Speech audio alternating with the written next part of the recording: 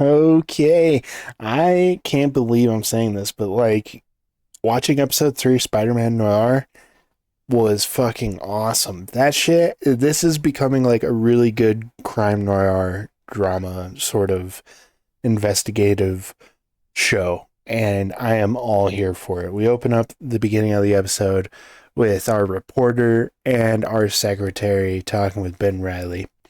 They're currently just discussing basically the events of what happened at the end of episode 2, where Silvermane was warned by the Spider. He finally came out of retirement, and he warned him just to stay away from Ben Riley. And what's hilarious about that is while they're literally discussing that, Silvermane busts through the door with a giant happy smile on his face, while his goons are still a little fucked up from the last time they dealt with Ben. And he swears he comes with no harm, and that his goons are going to apologize to the missus. And it works out in the end, actually, for them pretty well. He basically comes to Ben Riley against Spider-Noir's better, threats, and comes to him with a proposition just to work for him and figure out who's trying to kill him. It's quite simple. He doesn't know why someone's trying to kill him, and he doesn't know who's trying to kill him, and he wants to find this quote-unquote rat that's ratting him out and, just telling all the secrets and allowing him to get in all these situations where he could potentially be, dying. And of course, Ben Riley won't do this without getting paid. And this time, he's actually interested in getting paid by him for, specific reasons. You see, Silvermane does something special to his money. He marks his money in certain ways. With the money that Ben Riley got paid by Silvermane, he checks it out and he notices that Silvermane marked his money on the top right corner of the bills that he paid him with. And so he needs to get paid by other people to figure out, where's the money lying? Because Silvermane gives him this clue, this like sort of red herring, where he said the truth lies within the money. And Silvermane mostly pays apparently all the people in New York at this time, because otherwise they're in a Great Depression. So Silvermane has most of the money, and Silvermane makes sure to mark every single one of his bills a specific way in a specific order. And so, Ben Riley's investigating in on this, and his secretary Janet is, just appreciating the fact that she's witnessing the greatest detective that's ever lived, or that ever lived, because I'm pretty sure, this version of Ben Riley is not going to be alive in 2026 unless they cryogenically freeze him like some other fucking TV show on Amazon. So then we get some pretty funny scenes of Nicolas Cage just kind of shooting his acting chops and doing classic detective noir stuff, where he sneaks into a hospital and he talks to certain cadets that were at the military event of what originally happened, and they're pretty hilarious scenes, realistically. I mean, that's where I found my thumbnail for today's video, because, come on. When you got fucking Nicolas Cage staring down at you like that, when they're quipping, like, the comedy in this show is actually pretty, like, tame, but for what it's worth, it's pretty damn good at the same time. I don't know how to explain it entirely. He even has a scene where he's interrogating a guy who got shot in the ass, and he makes a point of it, too, to really just gain sympathy from the man that is laying on the bed with his ass in the air while talking to a detective. Then we go back to a scene of the reporter Robbie Robertson, who's trying to work for the Bugle, get his job back. He pulls up on a scene of cops just hammering in on people, and surprisingly enough, they shoot the scene of two bad guys who we have, which is Tombstone and Sandman. They step in and actually beat the shit out of the cops in what mostly looks like, bad guys actually doing good guy things. But obviously, we get Robbie Robertson shooting the photos, and he sends them back to the Bugle, and they just kind of take them all out of context. Now, I do got to say, these photos that Robbie Robertson shoots, it's always such a Spider-Man trope. Like, he's standing there and he's taking a photo like from like 20 feet away, right? With this little camera made in the late 1800s. And somehow he's able to get these like heroic ass shots that are something like only that like a Spider-Man photographer could get. I mean, look at that fucking shot. Can you tell me that that shot doesn't look like something that like you had to be like below him? They had to be looking away, not even caring that the camera guy was taking photos of them. And they're like, hey, Do I look good? Do I look good in this fucking shot? Hey, reporter, newsman, you better make me look fucking good, otherwise I'm gonna remember who you are, and we're gonna come back and kill you.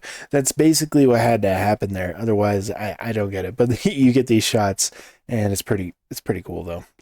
Then we cut back to Ben Riley, and he's finally talking to uh, Cat Hardy again, and they have a pretty spicy scene, kind of, but it's just like tongue in cheek. And throughout it, Ben Riley's kind of interrogating, prodding at Cat Hardy.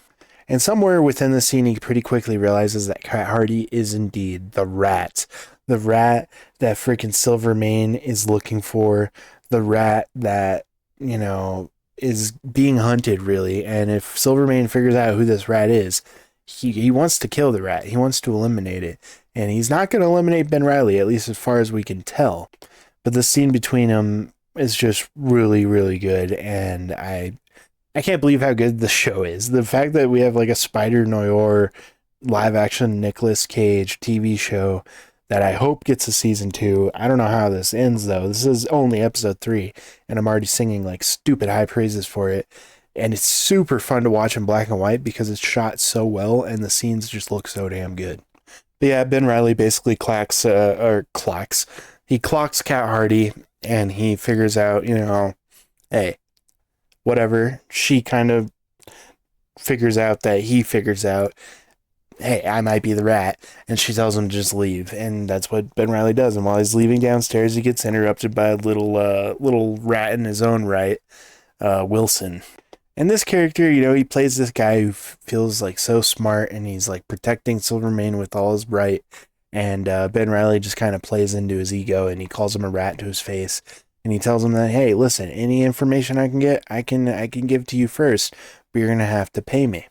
And the point here in this scene, when you first feel like it's kind of inconsequential, really no scene in this show seems to be inconsequential, because Ben Riley, asks Wilson to pay him. He gets paid by him for a very specific reason. And that's because he knows that Silvermane pays him. And he wants to see where money that, Wilson's holding, where is that getting marked? And while we remember that Ben Riley's money was getting marked on the top right, Wilson's money is getting marked on the top bottom left. And that gives Ben Riley an opportunity to think up of something to maybe plant evidence on Wilson. I didn't think of it in this moment, but it is what he does, like, literally a couple scenes later. And he actually gets summoned by Silvermane to go have a conversation with him. This is where Silvermane actually ends up warning Ben Riley that whoever the rat is, he already kind of knows that Ben knows who the rat is, but Ben tells him straight up, I don't have proof yet, so I can't just give you proof on someone's life. Because, Silvermane does straight up warn him, when you do give me the proof of who that rat is, I'm gonna kill that fucking rat bastard. That's, he's straight up, he's not lying, he's gonna fucking kill him. But with this scene, even this scene of, having Silvermane giving the flat out, just the far warning of just, I'm gonna shoot whoever you tell me is the rat, he's able to actually cover the lock on the door so that the balcony door isn't locked, and that opens up an opportunity for Ben Riley while he's leaving later that night to don the spider suit in complete darkness with this cool ass fucking glow goggles. I don't know how he has glow goggles in the late 1800s, but that's some Spider-Man gear that he cooked up in a little shack that doesn't even have like proper electricity, I don't think, yet. Maybe we did have electricity by the late 1800s, maybe I'm tripping. People can be rich.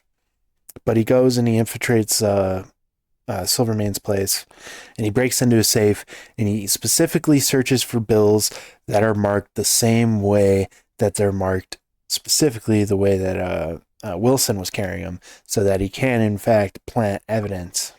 And so yeah, he takes enough bills to pay this specific lady that he's talking to.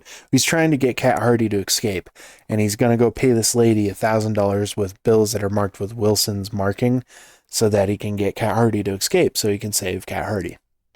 Before he could do that, though, Cat Hardy's already leaving to a train, and he needs to go talk to her because he needs to just figure out some closing answers before she leaves, basically. And she starts to go into this monologue about how she's tired of how Silvermane treats her, how she's tired of how Sandman treats her, which is tired of how Ben Riley's treating her. But before she can fully finish it, they actually get captured by Wilson and dragged over to where Silvermane's hanging out. And this is where it gets actually really good because it's towards the end of the episode. The tension's getting high. And at this point, Silvermane pretty much thinks that it's, Cat Hardy who did it. But guess what? When he interrogates and he asks Ben Riley's like, the answer's always by the man who knows everything. And you said it yourself, the answer's in the money. And so Silvermane takes the money from the lady that, Ben Riley paid, the money that he took from Silvermane the other night, that conveniently is all marked with Mr. Wilson's money. And you could just see it on Wilson's face right here. He knows he's fucked. And while he's trying to protest and say that he got duped and that he got double crossed, he got planted, Silvermane just does not give a shit, instantly shoots him and puts him directly into a grave that he buried. But Silvermane's not done quite yet. Even though he shot Wilson and he found his rat, he says, quote unquote, hey, Ben Riley, can you dig a grave for me? And Ben goes, why? And he's like, well, I'm not quite done yet. And he shoots, we just get this up close shot of just the gun, and he shoots into the camera, and then boom, that's the end of episode 3. And for me, this is some peak, cliffhanger nonsense. It's really good pacing for a show for episode 3 to have such a rising action like this. It's a really good episode. I highly recommend Spider-Noir. If you haven't even watched it yet or anything, what are you doing watching this? Go watch Spider-Noir. This show is really fucking good.